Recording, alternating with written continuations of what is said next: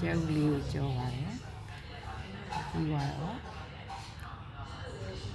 ကျဲဦးဟပ်ပွိုင်းလေးပါအထဲတွေကမကြအောင်ကြောတာပါထဲတွေကမကြအောင်ကြောတာပါ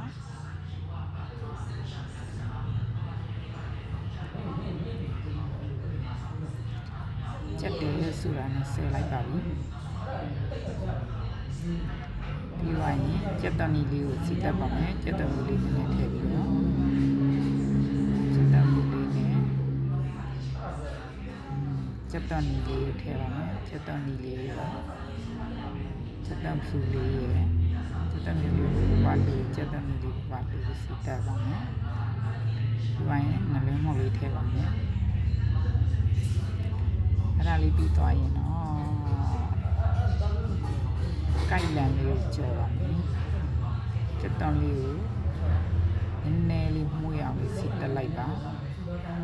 ဒါလေးစီတက်ပြီးပါရင်မွေးလေးဖြစ်သွားအောင်စီတက်လိုက်ပါ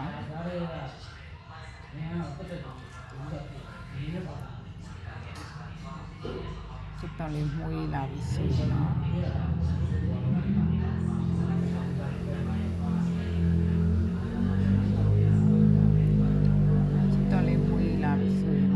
ကိုက်လန်လေးထည့်ပါမယ်ကိုက်လန်လေးဟင်းညိုလေးနည်းနည်းချက်ဖို့ချပါပါနော်အားလေးကြောပါမယ်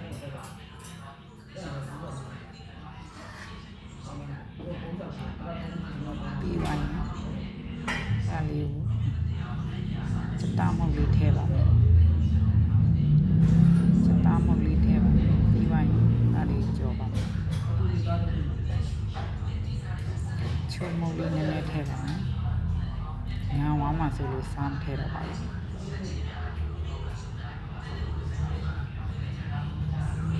ဒီဝိုင်းရင်ထမင်းကိုဘဲငပြရည်နဲ့ချုံမုတ်နဲ့နေထားပြီးထည့်ပါမယ်။ဒါလေးကိုထည့်ပြီးတော့ကြော်ပါမယ်။ဒါလေးကိုထည့်ပြီးတော့ကြော်ပါမယ်။ကြော်ပါမယ်။ဒါလေးကိုထည့်ပြီးတော့ကြော်ပါမယ်။ကြော်ပြီးတော့ရင်နည်းလေးကြကြလေးကြော်ပါမယ်။နည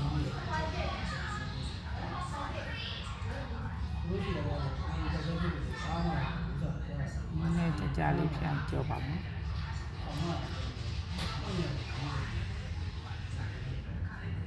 ကြော်လေးစားကနေပါပြီ။